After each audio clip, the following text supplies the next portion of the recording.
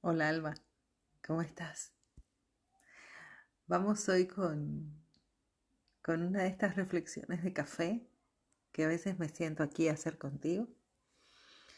Y les llamo así porque en realidad vengo con la idea, pero no la tengo finalizada, sino que vengo a hilvanarla aquí en palabras mientras reflexiono, sí, en voz alta,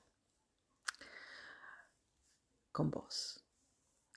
Em, La idea que quiero traer hoy a colación o a reflexión tiene que ver con los apegos, tiene que ver con los apegos que los budistas los señalaban como la causa del sufrimiento, ¿verdad? Lo que pasa es que a veces hemos confundido apegos con con cosas materiales, ¿no? Apegos a lo material. Pero sin embargo hay infinidad de apegos o tipo de apegos, ¿no? Apego es, como dice la palabra, aquello lo que se me pega, ¿no? O lo tengo pegado. A veces lo tengo tan pegado que no lo veo, ¿verdad? Ni siquiera lo distingo. Entonces un apego puede ser una creencia, puede ser una idea que tengo sobre algo o sobre mí, o puede ser um, un apego mm, a un determinado tipo de relaciones, un apego al sufrimiento, por ejemplo, ¿no? Que cosas que uno dice, ¿cómo? Pues ya es rizar el rizo, ¿no? Si los apegos generan sufrimiento, ¿cómo puedo además tener un apego al sufrimiento? Bueno, si yo aprendí a moverme por la vida de esa manera o a relacionarme en determinadas áreas de mi vida de esa manera, entonces, bueno, voy a seguir haciéndolo hasta que no me lo cuestiono o hasta que no cambie el hábito, ¿no? Porque finalmente un apego tiene mucho que ver con un hábito que no cuestiono también, ¿verdad? Em, bien, y también un poco a la reflexión entre el tema de la felicidad propia, ¿no? Buscar o alcanzar la propia felicidad, lo que me hace feliz. Y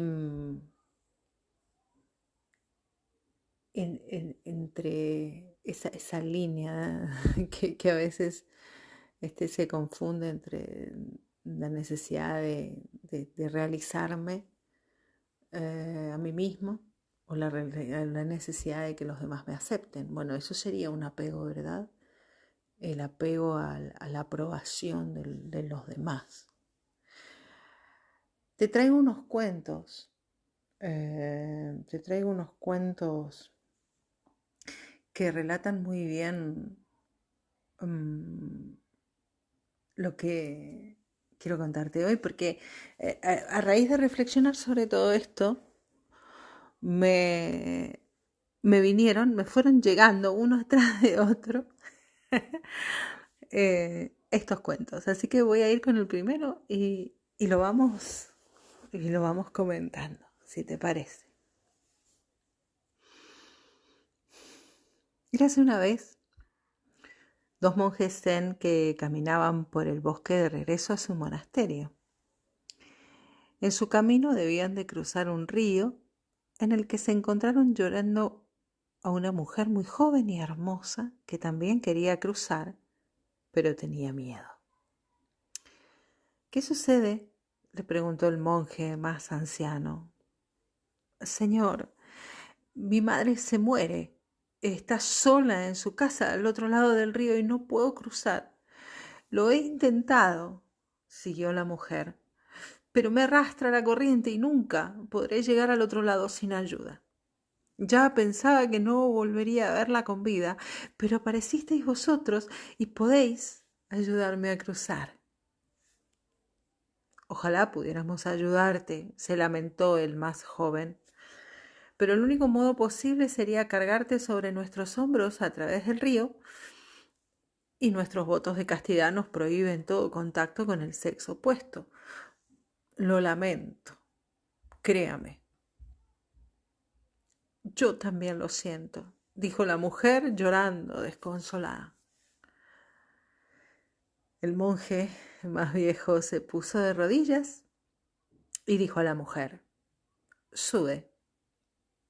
La mujer no podía creerlo, pero inmediatamente cogió su atillo de ropa y montó sobre los hombros del monje. Monje y mujer cruzaron el río con bastante dificultad, seguidos por el monje joven. Al llegar a la otra orilla, la mujer descendió y se acercó con la intención de besar las manos del anciano monje en señal de agradecimiento. Está bien, dijo el anciano retirando las manos. Por favor, sigue tu camino. La mujer se inclinó con humildad y gratitud, tomó sus ropas y se apresuró por el camino del pueblo. Los monjes, sin decir palabra, continuaron su marcha al monasterio. Aún tenían por delante 10 horas de camino. El monje joven estaba furioso. No dijo nada, pero hervía por dentro. Un monje zen no debía tocar a una mujer, y el anciano no solo la había tocado, sino que la había llevado sobre los hombros. Al llegar al monasterio, mientras entraban, el monje joven se giró hacia el otro y le dijo: tendré que decírselo al maestro. Tendré que informar acerca de lo sucedido. Está prohibido. ¿De qué estás hablando? ¿Qué está prohibido?, dijo el anciano. ¿Ya te has olvidado? Llevaste a esa hermosa mujer sobre tus hombros, dijo aún más enojado. El viejo monje se rió y luego le respondió: es cierto, yo la llevé, pero la dejé en la orilla del río, muchas leguas atrás. Sin embargo, parece que tú todavía estás cargando con ella. Bien, hasta aquí el cuento, y como todas las historias nos dejan muchas enseñanzas para extraer. La primera que se ve con claridad es esta de los apegos y las ideas, y sobre todo el cómo nos aferramos a veces, ¿no?, a esas estructuras, a esas ideas, aunque nos impidan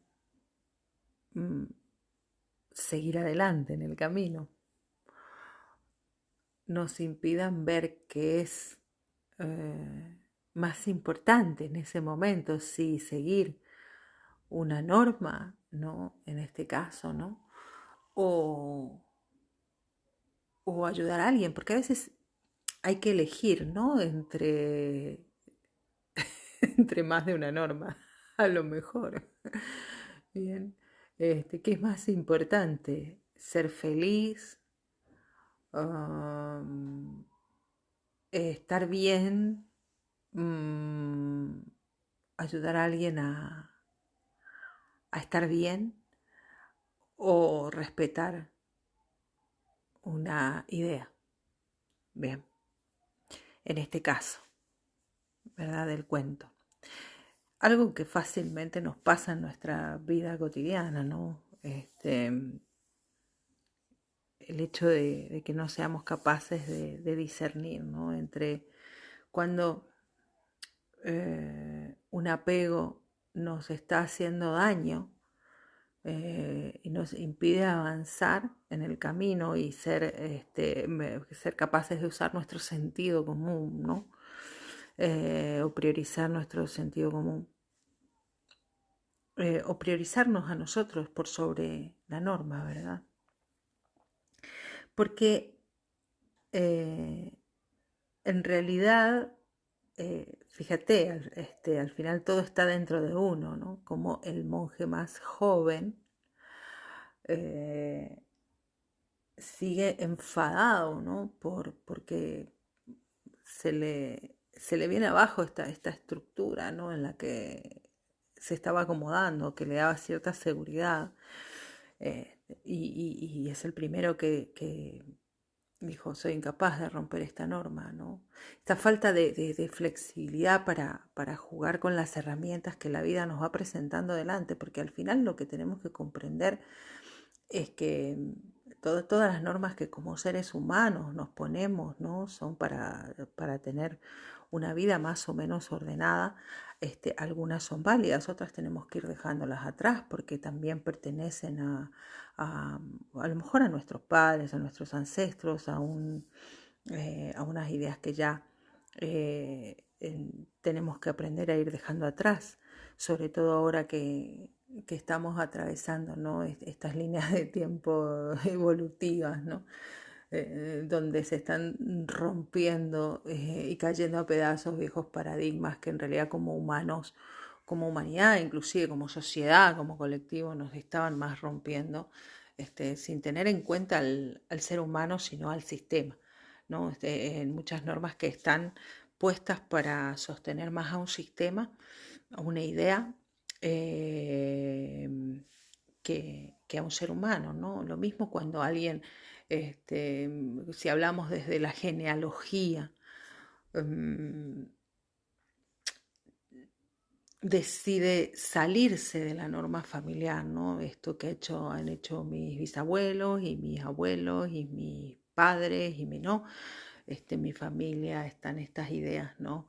Tan férreas, de lo que debe ser correcto, ¿no? Y lo que es correcto y lo que no lo es, y aunque a mí me rompa, aunque a mí me haga daño, no puedo salirme de ahí. Cuando en realidad no soy, tal vez no sea consciente de que soy quien ha venido a enderezar, ¿no? Este árbol torcido por el peso de tanta norma que nos come el alma, ¿verdad? Eh, y, Y entonces esa oveja negra que creemos ser acaba siendo la que lleva luz, ¿verdad? O la que viene a sanar al árbol y dice, bueno, ¿qué es primero, no? Sostener estas creencias o ser feliz, ¿no? Y enseñar y permitir que el resto del clan, ¿no? sea feliz, porque cuando uno sana, sana al resto del clan, ¿verdad? Eso, seguir cargando con estas culpas, estos pecados, ¿no? Estas ideas que, que como el monje joven seguimos llevando encima y nos pesan solo de pensarlo. Bien, no nos dan libertad de vida, de movimiento, nos falta el aire, ¿verdad? Bien, esto es una de las ideas, ¿no? que me recordó este cuento, ¿no? Em, y cómo seguimos cargando, ¿verdad? Con estas cosas que no tienen ya mucho sentido, como no nos permitimos eh, cambiar las normas. Este cuento me lleva a otro cuento, es una parábola budista, que dice así: supongan, dijo, que un hombre se encuentra frente a un gran río y si necesita cruzar a la otra orilla, pero no hay ninguna barca para llevarlo. Entonces, ¿qué haría? Cortaría algunos árboles, los ataría y construiría una balsa. Luego se sentaría en la balsa y usando sus manos o ayudándose de un palo se impulsaría para atravesar el río, ¿verdad? Y remar y llegar al otro lado. Una vez que llega hacia la otra orilla, abandonaría la balsa porque ya no la necesita. Entonces, lo que no haría en realidad sería pensando, ay, qué útil me ha sido, ¿no? La balsa, así que voy a cargarla sobre mis espaldas y continuar caminando con la balsa a cuestas. Bueno, esto lo que nos viene a decir, ¿no? Que de esta manera, todas las enseñanzas, como veníamos hablando, todas las ideas, todos los pensamientos, todas las normas, en realidad son un medio para llegar a un fin. A veces nos olvidamos de esto, ¿no? Las religiones son un medio para llegar a un fin. A veces nos quedamos atrapados en el medio y nos olvidamos del fin. Esto es lo que quiero decir. Me olvido que la finalidad de usar la barca era solo cruzar el río. Ya está, ya crucé el río, entonces ahora tengo que soltar la barca. Pero no la suelto, no suelto las ideas. Si la finalidad de llevar a cabo una acción es para ser feliz y estar bien, cuando ya eso no me está haciendo bien ni feliz, o inclusive me está enfermando, porque sigo, ¿no? Dándole más fuerza a esa idea o a ese pensamiento que al estar bien, ¿no?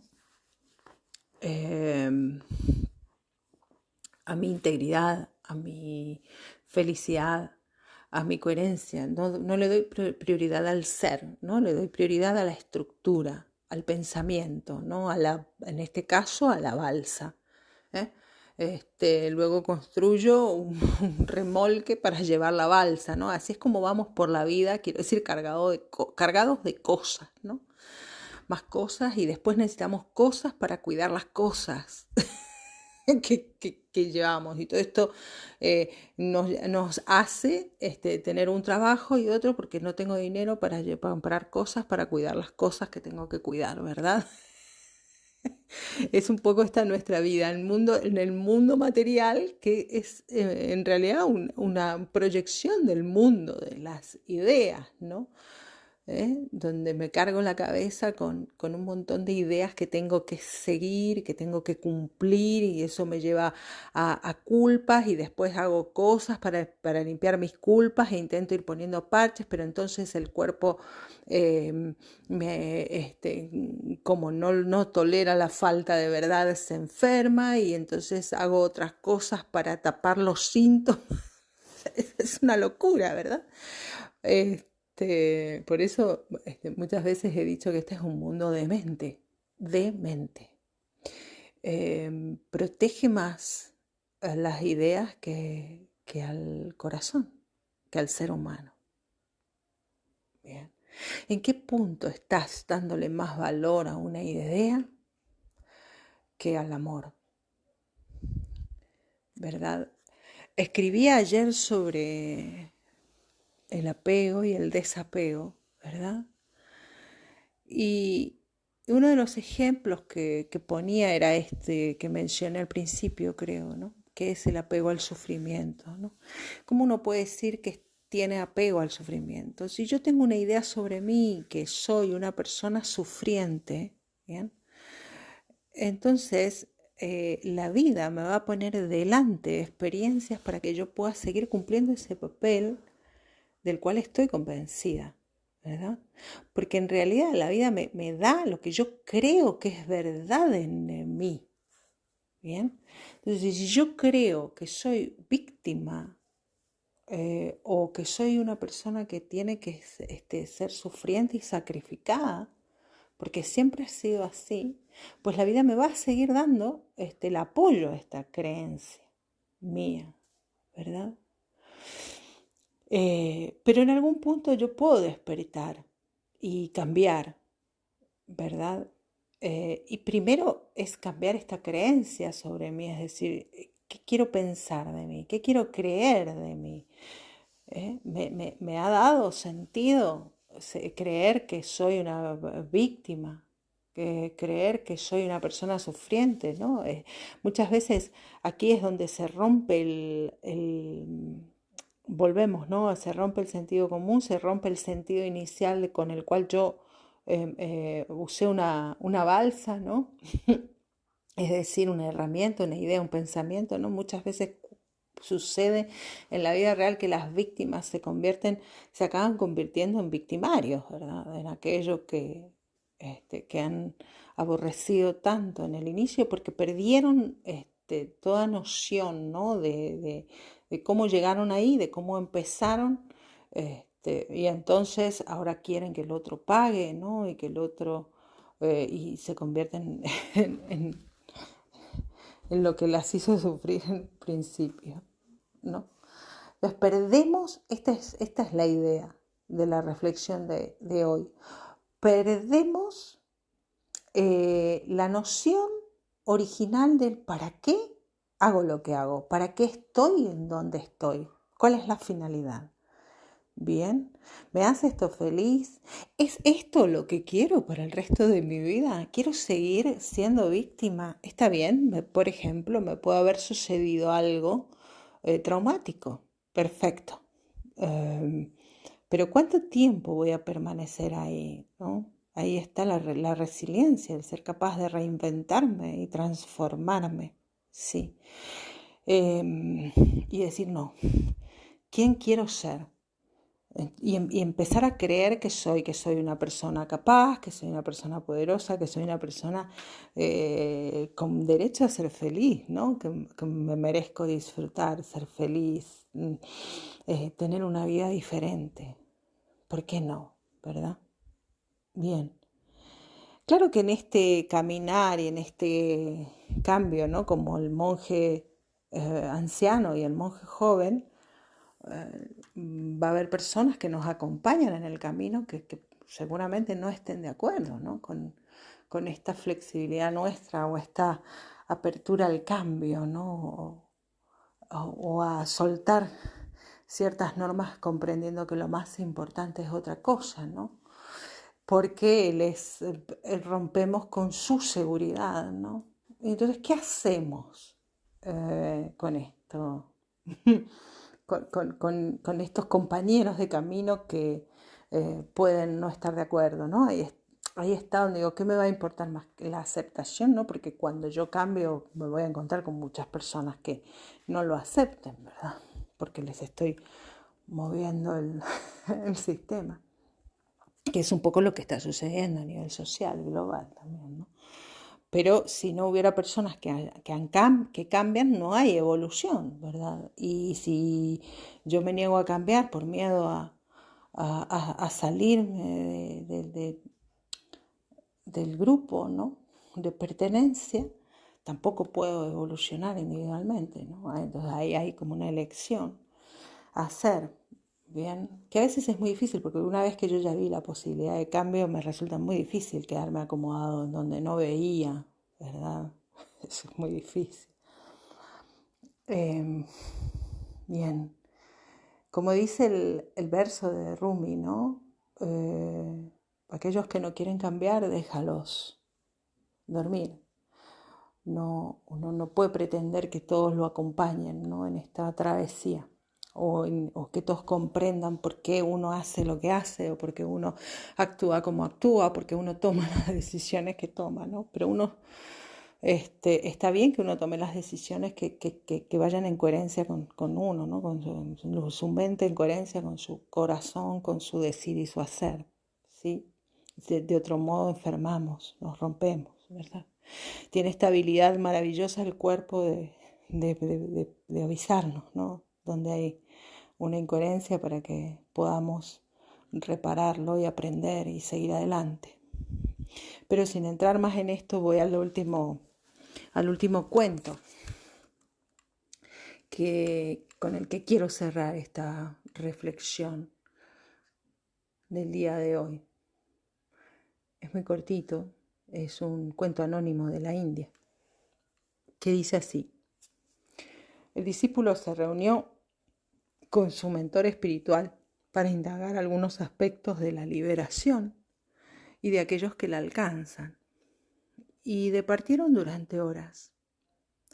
Por último, el discípulo le preguntó al maestro: ¿cómo es posible que un ser humano liberado pueda permanecer tan sereno a pesar de las terribles tragedias que padece la humanidad? El mentor tomó entre las suyas las manos del perplejo discípulo y le explicó: tú estás durmiendo, supóntelo. Sueñas que vas en un barco con otros muchos pasajeros. De repente el barco encalla y comienza a hundirse. Angustiado, te despiertas.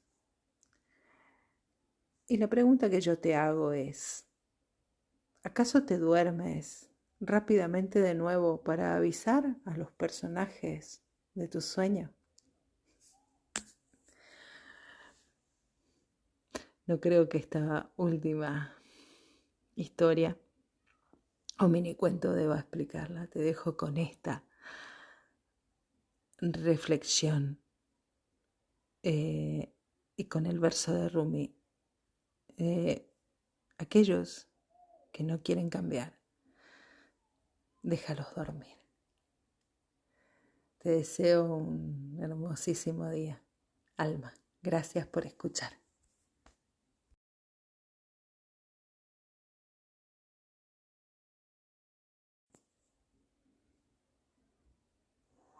Aquellos que no sienten este amor jalándolos como un río. Aquellos que no beben el amanecer como una copa de manantial o toman el atardecer como su cena. Aquellos que no quieren cambiar. Déjalos dormir.